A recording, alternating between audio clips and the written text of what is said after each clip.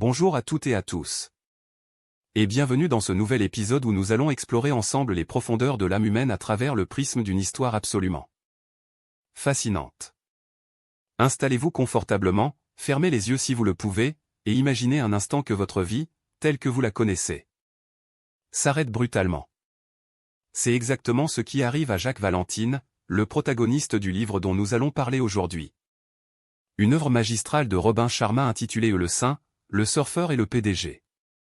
Jacques est un homme qui ressemble à beaucoup d'entre nous, il court après le succès, il est obsédé par l'apparence de réussite, mais à l'intérieur, il ressent un vide abyssal, une sorte de faim spirituelle que rien ne semble pouvoir rassasier. Tout commence par un événement tragique, un accident de voiture brutal qui laisse Jacques brisé physiquement, cloué sur un lit d'hôpital, confronté à sa propre mortalité. C'est dans ce moment de vulnérabilité extrême, dans l'odeur aseptisée d'une chambre d'hôpital, que le destin frappe à sa porte sous les traits d'un vieil homme nommé Cal. Cal n'est pas un patient ordinaire, c'est un homme qui rayonne d'une sagesse ancienne, une sorte de père spirituel que Jacques n'a jamais eu. Durant leur brève mais intense conversation, Cal révèle à Jacques une vérité fondamentale, la vie ne se mesure pas à la richesse accumulée, mais à la réponse que l'on peut donner à 3 questions ultimes au moment de notre mort. Ces questions sont, ai-je vécu sagement, ai-je aimé? Et ai-je beaucoup servi? Avant de mourir, Cal lègue à Jacques un héritage inestimable, non pas de l'argent, mais un itinéraire. Il lui offre 3 billets d'avion pour 3 destinations distinctes, Rome, Hawaï et New York. Chacune de ces destinations abrite un mentor, un maître qui détient la clé de l'une de ces 3 questions. C'est ici que commence véritablement notre voyage. Un périple qui va déconstruire tout ce que Jacques pensait savoir sur le monde pour le reconstruire sur des fondations de vérité et d'authenticité.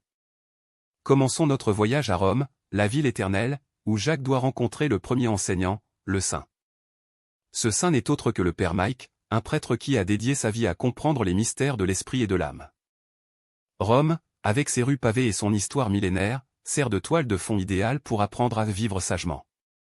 La première leçon que Jacques reçoit est bouleversante de simplicité mais complexe à intégrer. Le monde extérieur est le reflet de notre monde intérieur.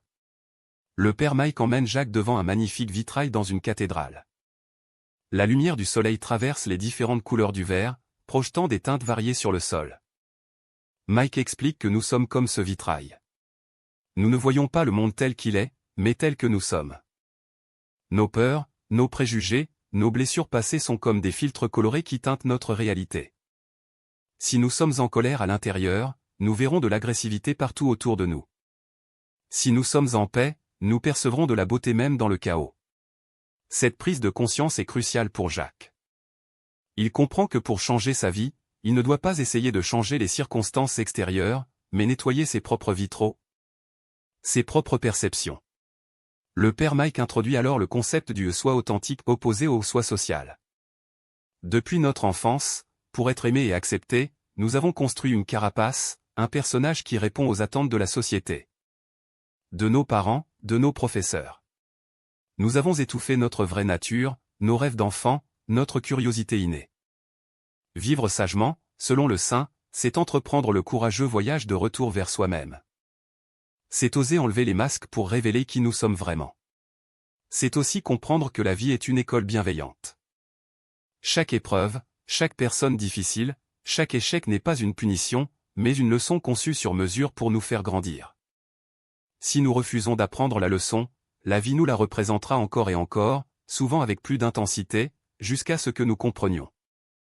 C'est une vision radicalement différente de la victimisation, ici, nous sommes responsables de notre propre évolution.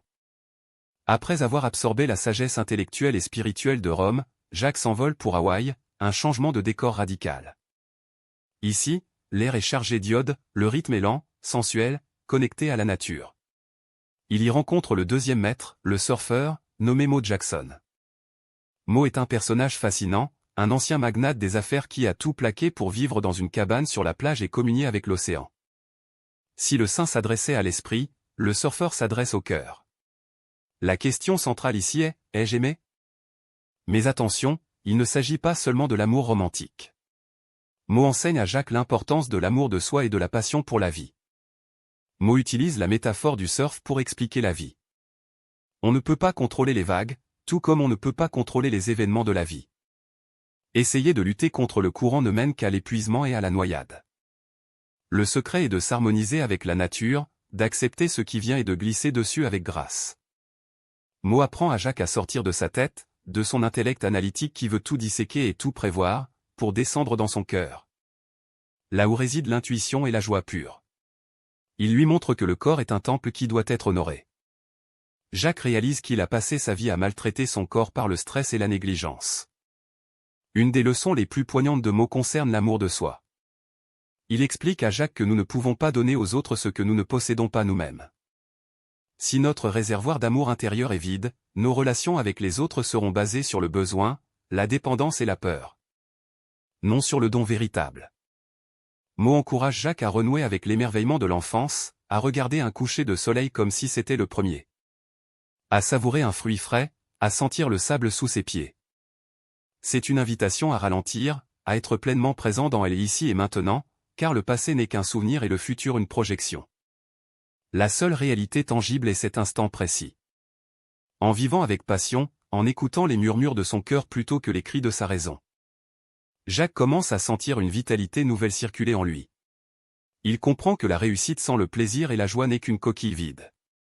Fort de cette nouvelle connexion avec son cœur et son corps, Jacques quitte le paradis d'Hawaï pour la jungle de béton de New York.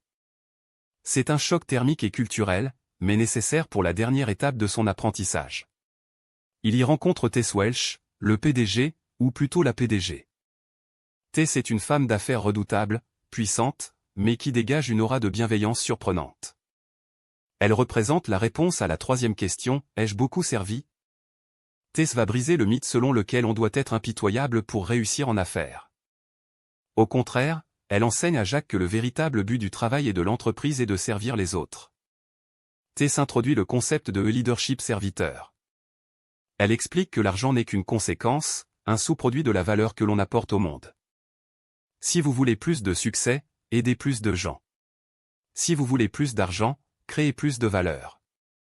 C'est une inversion totale de la mentalité égoïste qui prévaut souvent dans le monde corporatif.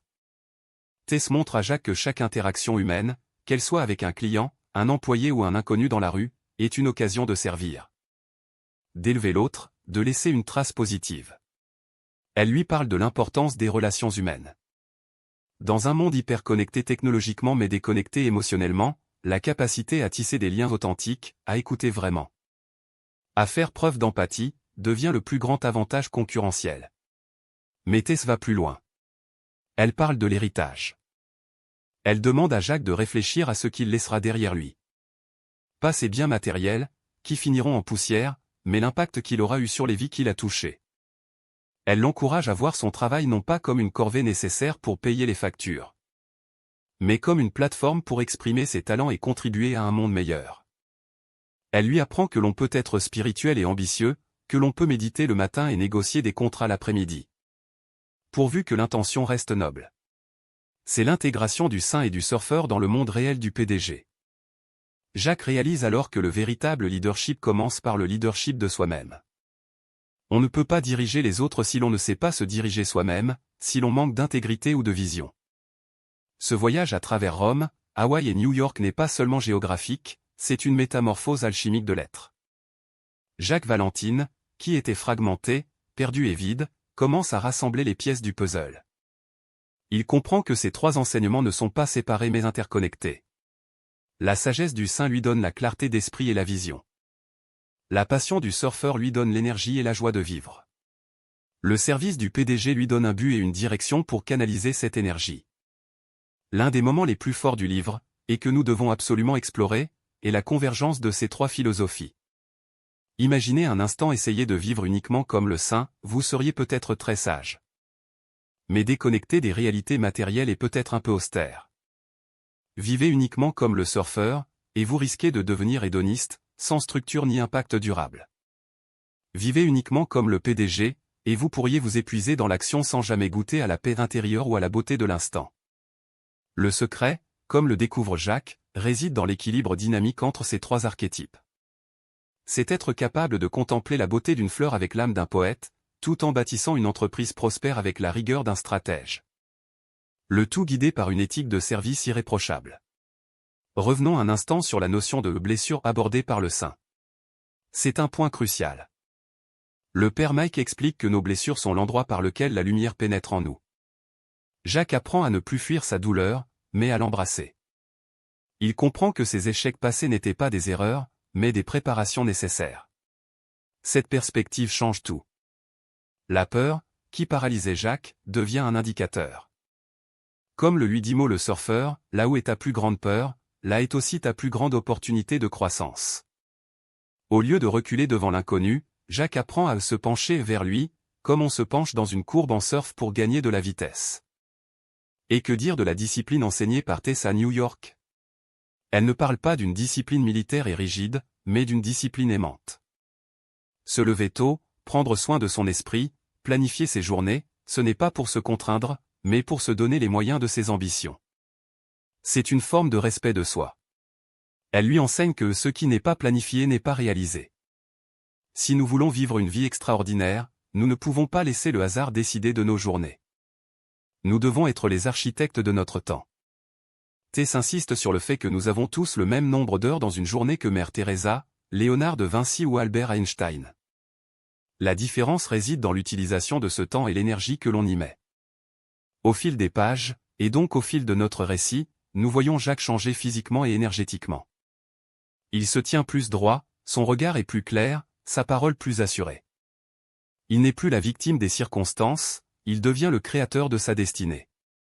Il passe du statut de spectateur passif à celui d'acteur engagé. Et c'est là le message central de Robin Sharma, la grandeur n'est pas réservée à une élite, à des élus. La grandeur est un potentiel latent en chacun de nous, qui ne demande qu'à être réveillé.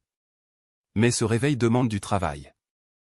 Il demande de faire ce que la plupart des gens ne sont pas prêts à faire, se regarder dans le miroir sans complaisance, pardonner, aimer, risquer et servir. Il y a une dimension presque mystique dans la façon dont les événements s'enchaînent pour Jacques, ce que Jung appellerait la synchronicité. Une fois qu'il s'aligne avec sa véritable nature et ses valeurs profondes, l'univers semble conspirer pour l'aider. Les bonnes personnes apparaissent au bon moment, les opportunités se présentent. Ce n'est pas de la magie, c'est de la résonance. Comme l'explique Mo, nous attirons ce que nous sommes. Si nous vibrons la peur, nous attirons des situations effrayantes. Si nous vibrons l'amour et la gratitude, nous attirons l'abondance. C'est une loi universelle que Jacques expérimente concrètement. Vers la fin de son périple, Jacques réalise que le but ultime n'était pas les voyages eux-mêmes, mais le voyage intérieur. Rome, Hawaï et New York n'étaient que des décors pour explorer les continents inexplorés de son propre cœur. Il comprend que le bonheur n'est pas une destination, quelque chose que l'on atteint une fois que l'on a la voiture, la maison ou le partenaire idéal. Le bonheur est une façon de voyager. C'est la capacité à trouver de la joie dans le processus, même quand le chemin est caillouteux. Alors, comment pouvons-nous, nous qui écoutons ce podcast aujourd'hui, appliquer les leçons du saint, du surfeur et du PDG dans nos vies quotidiennes? Nous n'avons peut-être pas de billets d'avion offerts par un mystérieux bienfaiteur, mais nous avons le pouvoir de choisir. Nous pouvons choisir, dès demain matin, de commencer notre journée par un moment de silence ou de méditation, honorant ainsi le saint en nous. Nous pouvons décider, lors de notre pause déjeuner ou en rentrant le soir, de nous connecter vraiment avec nos proches, de rire, de jouer, d'honorer le surfeur en nous. Et nous pouvons choisir, dans notre travail, quelle que soit notre position, de faire un peu plus que ce qui est attendu. D'apporter une touche d'excellence et de gentillesse, honorant ainsi le PDG en nous. Ce livre nous invite à une révolution personnelle. Il nous demande d'arrêter de vivre par défaut pour commencer à vivre par design. Il nous challenge de ne plus accepter la médiocrité, ni en nous, ni autour de nous. Il nous rappelle que chaque jour est une vie en miniature. La façon dont nous vivons nos journées est la façon dont nous vivons nos vies. Si nous reportons notre bonheur, notre sagesse et notre contribution à eux plus tard, nous risquons d'arriver à la fin de notre existence avec le regret amer de n'avoir vécu qu'à moitié. L'histoire de Jacques Valentine est, in fine, une histoire d'espoir. Elle nous dit qu'il n'est jamais trop tard pour recommencer. Peu importe d'où vous venez, peu importe les erreurs que vous avez commises, peu importe votre âge ou votre situation actuelle. Vous avez en vous la capacité de vous réinventer. Vous portez en vous un saint, un surfeur et un PDG qui attendent de s'exprimer. Le saint vous offre la sagesse de savoir quoi faire. Le surfeur vous offre la passion de vouloir le faire. Le PDG vous offre la force de le faire réellement. En refermant ce livre, ou en terminant cet épisode, la question qui demeure n'est pas de savoir si ces principes sont vrais. La vraie question est, avez-vous le courage de les mettre en pratique? Avez-vous l'audace de vivre votre vie de telle sorte qu'au moment de votre dernier souffle, vous puissiez répondre un oui retentissant aux 3 questions ultimes? Oui, j'ai vécu sagement, en apprenant de chaque instant. Oui, j'ai aimé, pleinement, sans retenue, moi-même et les autres. Oui, j'ai servi, j'ai été utile, j'ai laissé ce monde un peu meilleur que je ne l'ai trouvé. Je vous laisse sur cette réflexion. Prenez un moment aujourd'hui pour identifier lequel de ces 3 archétypes a le plus besoin d'attention dans votre vie actuelle. Est-ce votre esprit qui a besoin de clarté? Votre cœur qui a besoin de joie? Ou votre volonté qui a besoin d'action? Quel que soit votre constat, soyez doux avec vous-même. Le changement est un processus, pas un événement. Comme le dit Remo le surfeur, profite de la vague, mon ami. Merci d'avoir partagé ce voyage avec moi. Que votre route soit belle, sage, passionnée et fructueuse. À très bientôt pour une nouvelle exploration.